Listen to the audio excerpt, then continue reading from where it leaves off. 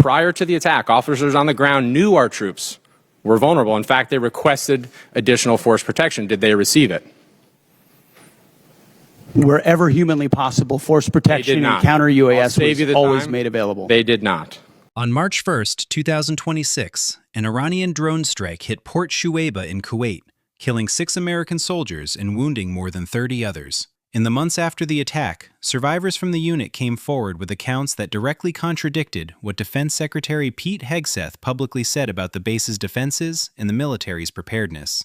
This week, during a heated congressional hearing, Representative Pat Ryan confronted Hegseth with those statements face to face.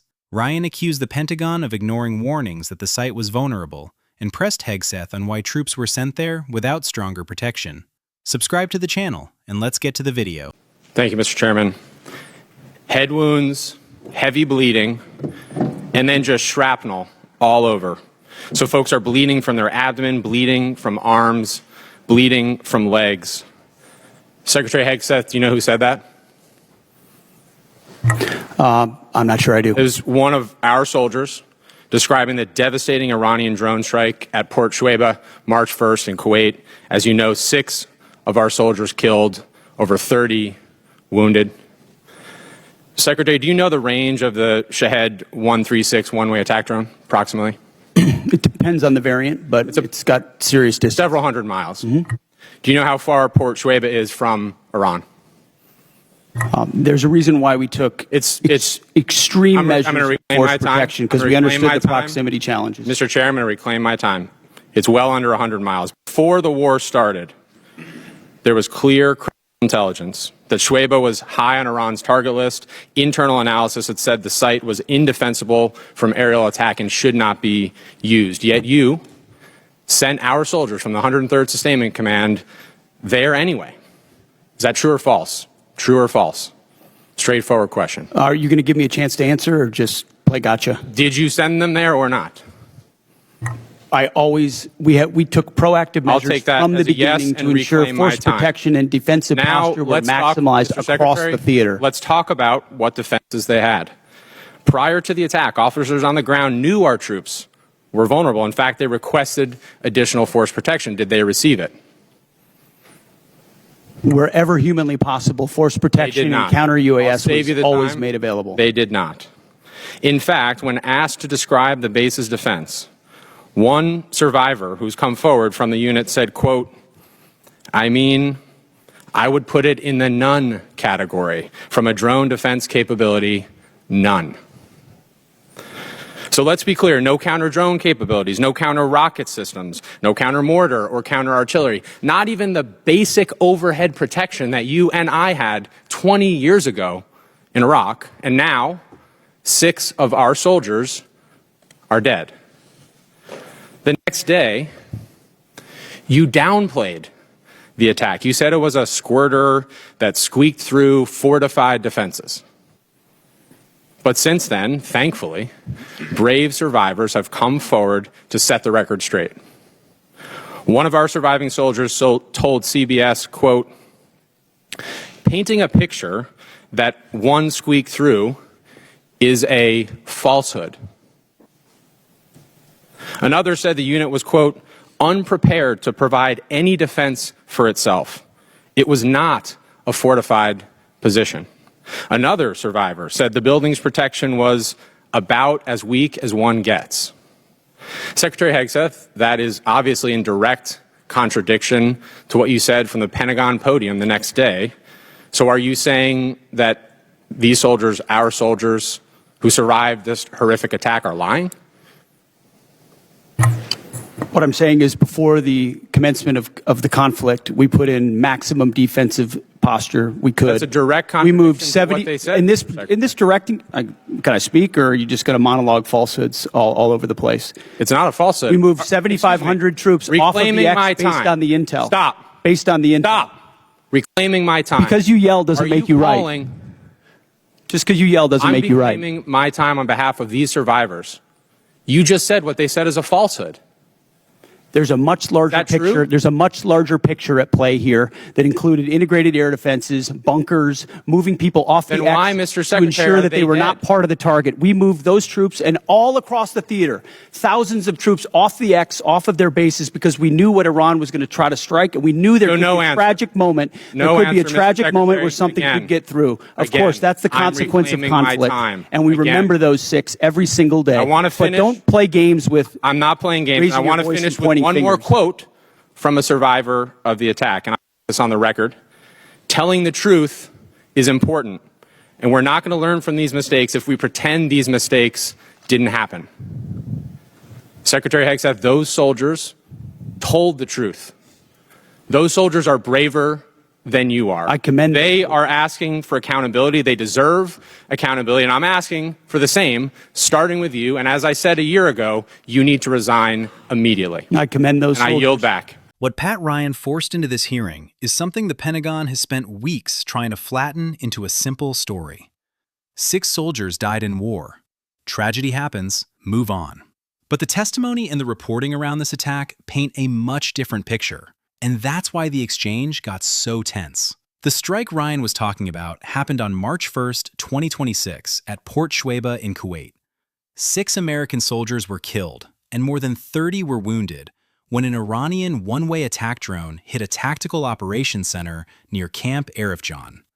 The people killed were not frontline assault troops pushing into Iranian territory. They were logistics and sustainment personnel from the 103rd Expeditionary Sustainment Command based out of Iowa. The facility they were operating from has since become the center of a major controversy. Because here's the part Ryan focused on. Multiple reports after the strike described the operations center as makeshift, vulnerable, and lacking meaningful overhead protection. According to reporting from CBS, AP, CNN, and The Washington Post, officers on the ground had concerns about the site before the attack even happened. Some military sources told reporters there was essentially no drone defeat capability at the location, despite repeated warnings that Iranian retaliation was likely. That's what Ryan was trying to pin down when he kept interrupting Hegseth and forcing him back to the same question. If intelligence already identified the site as vulnerable and close to Iran, why were troops there anyway? And notice what Hegseth did throughout the exchange. He never directly denied the vulnerability. Instead, he widened the scope of the conversation. He started talking about theater-wide force protection. Thousands of troops moved across the region. Integrated air defenses, broader strategic decisions. Politically, that's important. When an administration gets hit with a failure tied to one specific decision, the instinct is often to zoom out and frame it as part of a much larger operation. The bigger the battlefield sounds, the harder it becomes to isolate one mistake. Ryan refused to let him do that. He kept dragging the conversation back to the soldiers themselves, and to the contradiction between survivor accounts and the Pentagon's public messaging afterward. Hegseth had previously described the strike as essentially one drone slipping through otherwise fortified defenses. Ryan countered that with direct testimony from survivors, saying there was little to no meaningful drone defense at all. That's why the argument escalated so personally near the end. Ryan wasn't just accusing the Pentagon of failure, he was accusing them of rewriting the story after the fact. And this matters politically, because the administration has built much of its messaging around the idea that the Iran operation was a demonstration of restored deterrence and military strength. But once American casualties begin piling up, especially in situations where preventable failures are alleged, public opinion can shift very fast. Iraq is the obvious historical example. Early support collapsed once stories of poor planning, inadequate armor, and leadership failures started stacking up publicly. Vietnam followed a similar pattern decades earlier.